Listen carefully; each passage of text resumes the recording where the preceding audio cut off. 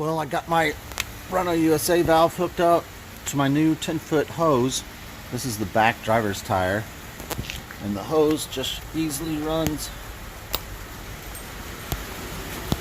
to my pump,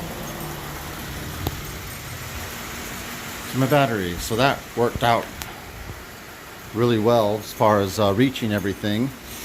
And I was at 25 psi, and I just went up to 30 psi, so it only took a minute per tire. So that's my cheap, fast, easy way of doing things, and just only having one hose and a small, cheap 150 psi pump. But it works. Everything fits in my Jeep fine and nice and tidy. So we'll see how that goes and try it out for a while on the trail.